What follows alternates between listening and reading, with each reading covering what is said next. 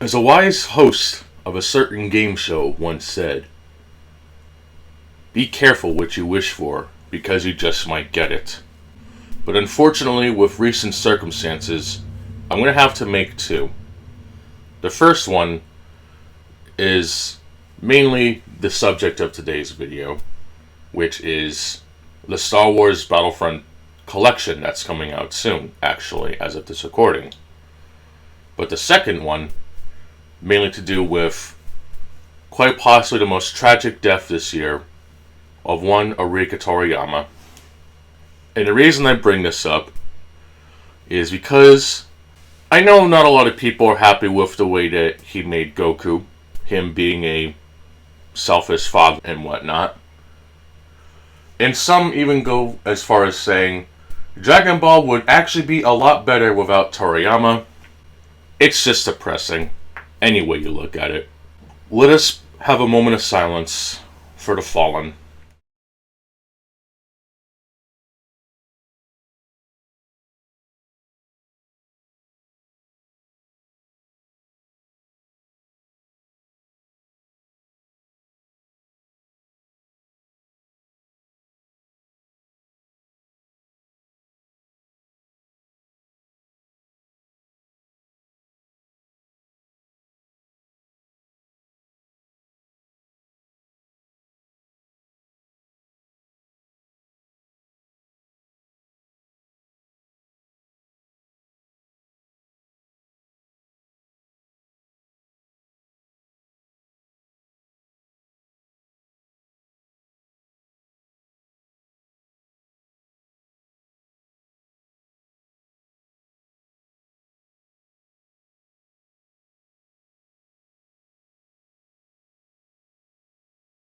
Okay.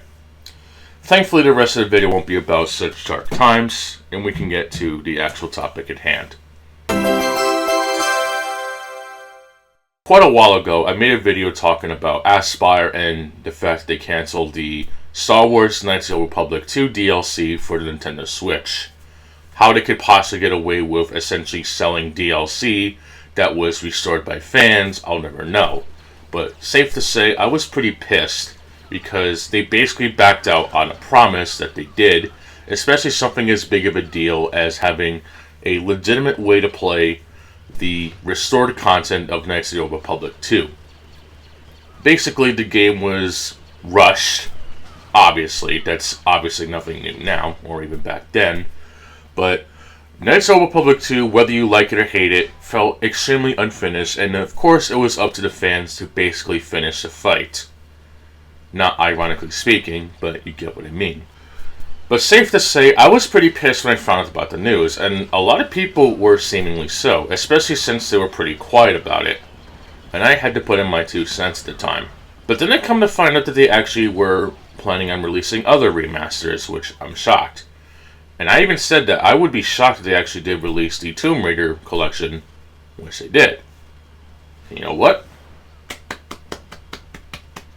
Good for them. They actually held their promises and they did it.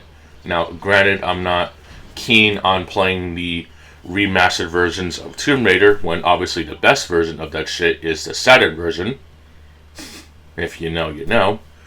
But then they come to find out that they actually released, or they are going to be releasing, a Star Wars Battlefront Collection. Not the ones made by EA, but the original 2 classic games made by One Pandemic that EA also shut down. But there's a catch, however, and this one I've had some serious thought on it, and I've legit been pondering this. Star Wars Battlefront, well, mainly the sequel, is known for its excellent split-screen play. And while the original Battlefront was 2-player regardless of version, Battlefront 2 not only had 4-player split-screen, but also had DLC that was exclusive to that version for the longest time, not counting mods in the PC version that restored it, if it even exists, or if it existed back then. I don't know. But this collection is only going to have 2-player split screen for both versions, and it's of course going to have the DLC that was Xbox exclusive. People that want to cry DLC being exclusive or games being exclusive, remember that even the best games ever had exclusive content, and that's not okay. I really want to be able to play these games again, but if I can't even enjoy these games in 4-player split screen, I'm just going to have to stick to the original Battlefront 2. Not out of spite, but out of sheer disappointment that they had one job and they kind of low-key fucked it up.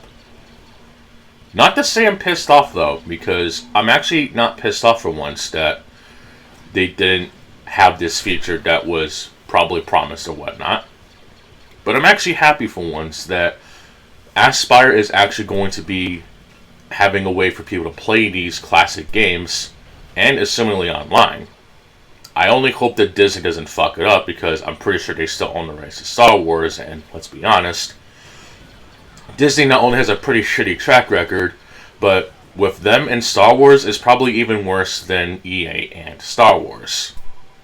And considering that EA had canceled a Mandalorian Star Wars game, I can't really say I'm crying because, well, let's be honest, there are other Star Wars games besides whatever first entry of their Souls Wars game is okay, and the second one was just typical Respawn garbage.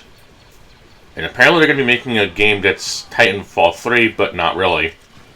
Guys, they have Apex. I don't think they're going to do anything else, even though Apex is supposed to be part of Titanfall, but there's no fucking mechs. Just play Borderlands 3 or literally any other game that isn't Battle Royale. I do consider Battlefront 2 to be some of the best licensed games you can play, especially coming out during the days of the PS2, Xbox, GameCube, and PC, except the game didn't get a GameCube release, but then you had the Star Wars Squadron games to lean back on. I guess it's not that big of a deal. I honestly don't have really much else to add besides Disney hopefully not fucking it up, and I hope that the $35 price tag is more than worth it. At least it's more worth it than that shitty Turok free remaster by One Night Dive, and I'm sorry, that game is still a piece of shit, even if they tried their best to make it look good, but cutting the multiplayer was probably the dumbest thing ever. But we'll see how much people complain about price when the game actually comes out. But for now, I'm just going to stick to the original Battlefront 2, mainly for that sweet 4-player split screen goodness. Maybe the PC port will fare better, but let's just hope it's not a Doom 3 BFG edition fiasco, or God forbid Dark Souls Remastered. This is ScapeROMFiles, and I will see you all next file. Thanks for watching, and take care.